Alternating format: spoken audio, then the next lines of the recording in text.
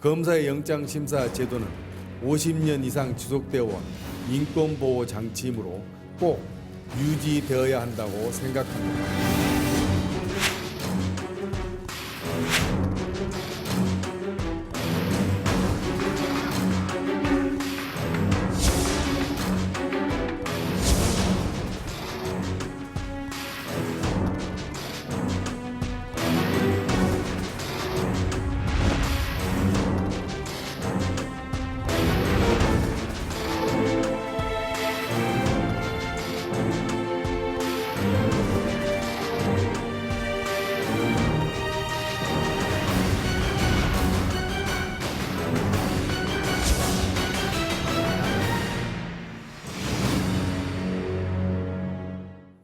네, 여야 사당이 패스트트랙으로 지정한 검경 수사권 조정안에 대해 해외 출장 중인 문무일 검찰총장이 어제 강한 우려의 입장을 내놨습니다. 현재 안대로라면 경찰이 정보와 수사 모두 한 손에 쥐게 돼서 견제와 균형이라는 민주주의 원리에 위배된다 이겁니다.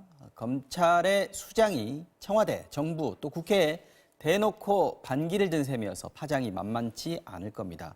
경찰은 경찰대로 반박 자료를 냈습니다. 문 총장은 일정을 앞당겨서 모레 귀국한다고 합니다. 자세히 짚어보겠습니다. 자, 김지혜 변호사 그리고 이웅혁 교수 나오셨습니다. 어서 오십시오. 안녕하십니까. 네. 자, 먼저 변호사님, 여야 사당 합의로 패스트트랙에 이 검경 수사 조정안이 수사권 조정안이 오르자마자 지금 검찰의 수장이 이거 문제 있다라고 한 겁니다. 핵심이 뭡니까? 네, 그 전까지는 사실은 검경 수사권 조정이 필요하다. 혹은 문재인 대통령이 자신의 이제 대선 공약의 또 일환으로서 어떤 그런 검찰 개혁 이런 것들을 주장하긴 했지만 실질적인 법안이 상정된 것은 이번이 또 처음입니다. 네. 이제 그렇기 때문에 이 법안은 사실은 형사소송 법 이제 개정안으로서 수사권 조정 방안을 담고 있는데요. 그러니까 그 경찰에게 수사 권한을 주고 그리고 또 경찰이 무혐의 사건의 경우에는 자체적으로 종결할 수 있게 하는 이제 그런 권한을 주는 그런 법안인데 네. 그럼에도 불구하고 어느 정도 검찰에 의한 통제권도 그대로 유지를 하고 있기는 합니다. 그래서 뭐 경찰 수사에 대해서 보완 수사를 요구할 수 있고 이 보완 수사에 정당한 이유 없이 불응할 경우에는 어떤 직무 배제 및 징계 요구권도 가지고 있고 혹은 또 이제 뭐 경찰이 수사권을 남용할 시에는 어떤 시정 조치 요구권도 가지고 있지만 네. 검찰 입장에서는 어쨌든 간에 그 경찰선에서 바로 그냥 수사가 종결될 수 있다. 이 부분에 굉장히 큰 위기감을 가지고 있는 것이고요. 네. 그래서 이제 문무일 검찰총장의 입장문을 보면 견제와 균형이라는 민주주의 원리에 반한다. 그다음에 네. 또 경찰에 너무 많은 그런 권한을 집중적으로 부여하고 있다. 예. 그리고 또 올바른 형사사법 개혁을 바라보는 입장에서 이러한 방향이 좀 옳지 못하다고 생각한다라는 부분을 좀 분명하게 짧지만 분명한 어조로 그렇게 표현을 한 것 같습니다. 사법 개혁은 필요한데 이건 아니다 이런 얘기인 네, 것 같고요. 여기서 아까 말씀하신 대로 수사권 1차 수사권이라는 게 있고요. 또 종결권 이거를 이제 수사의 종결권 이거를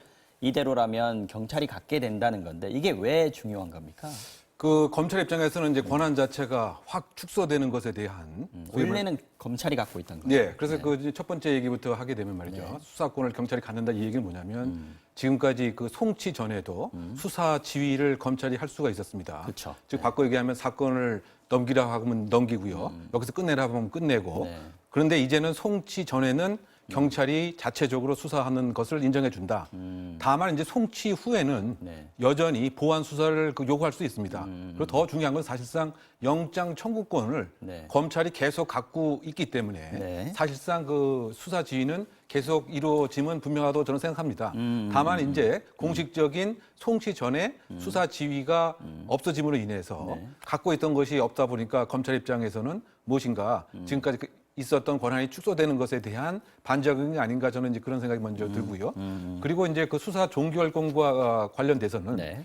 지금의 그 제도는 뭐냐면 모든 사건을 다 검찰에 넘겨야 됐습니다. 이것을 전권 송치주의라고 얘기하는데요. 네. 심지어 그 뭐 반의사 불벌죄라든가 그럼 이건 죄가 되지 않으면 명백하지 않습니까? 일단 이 건을 하면 일단 검찰까지 가야 된다 이 얘기군요. 그렇죠. 또는 고소가 그 취소가 됐다. 또는 이제 죄가 되지 않는다. 이런 것이 명백함에도 불구하고 최종 결정은 검찰이 해야 되기 때문에 네네. 모든 것을 다 넘겨라. 그런데 그렇게 되면 사실상 조사를 받는 국민의 입장에서는 이중 조사의 그 폐해가 분명히 있고요. 인권의 문제. 네, 뭐 그런 것 때문에 그 특정한 사항에 대해서는 죄가 안 되는 그 사항에서는 경찰이 수사를 종결한다. 그런데 그럼에도 불구하고 사실상 불송치한 사건에 대해서는 검찰에 통보하도록 또 되어 있습니다.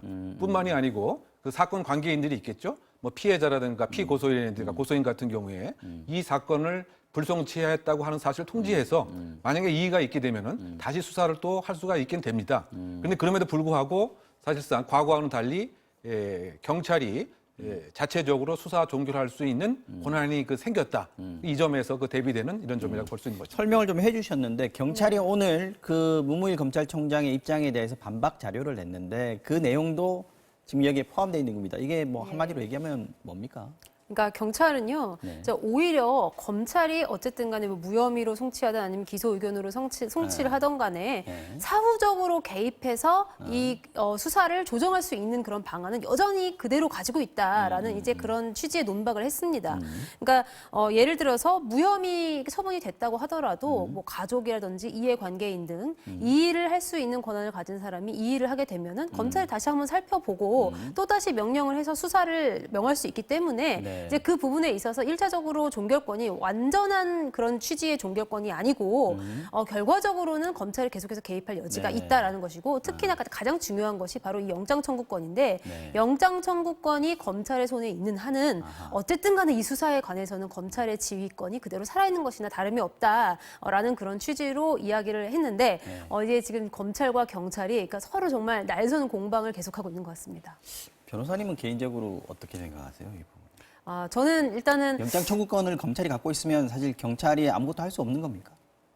그런 것은 아니고요. 예, 사실 좀 영장 청구권이 굉장히 좀 실질적이고 좀 강한 그런 권한이기는 하지만 그렇다고 해서 그것이 꼭 수사권과 아주 동의어로 그렇게 보기는 조금 어려울 것 같습니다. 이제 그런데 우리가 이제 경찰의 권한을 위에 이제 상급 기관인 검찰로 인해서 그렇게 통제하도록 하는 장치는 사실상 약간 일제 시대 때부터 이렇게 내려온 검찰과 경찰의 어떤 히스토리와 좀 굉장히 밀접한 관련이 있다고 생각을 하고요.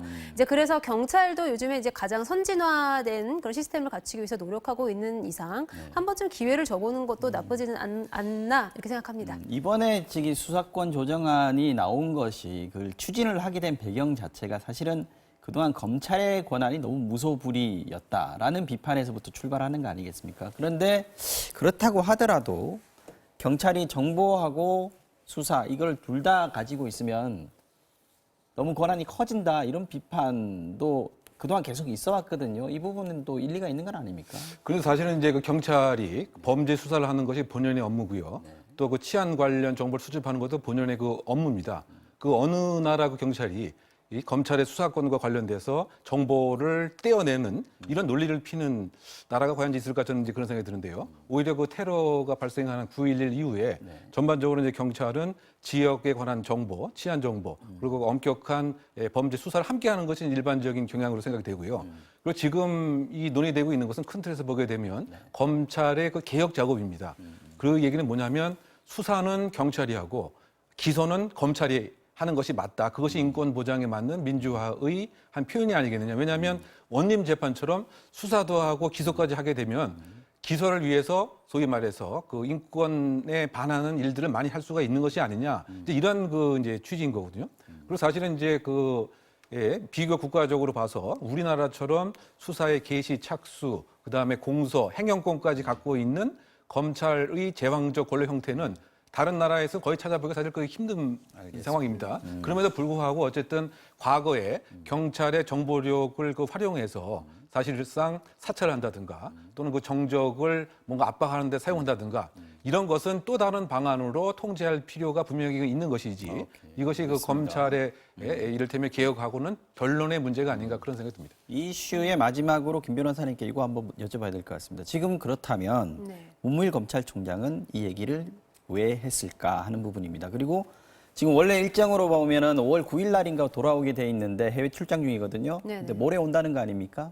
그러면 뭔가 액션이 있을 것이다 이렇게 예측할 수도 있을 것 같은데. 검찰 내부 굉장히 시끄러울 겁니다. 이제 한편에서는 이제 공수처 법안도 지금 같이 들어가 있고요. 이제 거기다 이제 검경 수사권 조정까지 있다 보니까 이제 검찰이 정말 양쪽에서 이렇게 공격을 받고 있는 것 아니냐 그런 위기감이 지금 쏠쏠하게 나오고 있을 것이고요. 이제 그 상황에서 이거 강경하게 대응해야 된다라는 강경론자들이 있을 것이고 또 하나는 조금만 더 국회 입법 상황을 지켜봐야 된다라는 어떤 신중론도 같이 대두됐을 것인데요. 네. 근데 그 과정에서 검찰총장이 이제 과연 어떤 태도를 취할 것이냐, 이제 이것을 대부분 이제 대중들이 주목하겠지만 아무래도 이쯤에서는 네. 패스트트랙으로 올려진 이상 아무래도 이제 법안화될 가능성이 크다라고 네. 판단을 한 것 같고요. 이쯤에서 어쨌든 검찰이 입장을 분명하게 밝혀야 이 부분에 대한 어떤 차후의 논의를 위해서라도. 이끌어갈 때에도 어느 정도 도움이 됐다고 판단한 것이 아닌가 싶습니다. 근데 빨리 일찌감치 빨리 들어온다는 거에서 약간 좀 걸리는 부분이 뭔가 거치 표명을 하는 거 아니냐 이런 예상을 할 수 있지 않을까요? 어떻게 예, 그건 보세요? 조금 더 지켜봐야 되겠지만 일단은 이 상황에서 총장이 들어와서 이 상황을 좀 더 논의를 하고 또 극복을 위해서 노력하는 모습을 보일 필요는 분명히 있어 보입니다. 알겠습니다. 다음 이슈로 넘어가 보겠습니다. 먼저 영상부터 보시죠.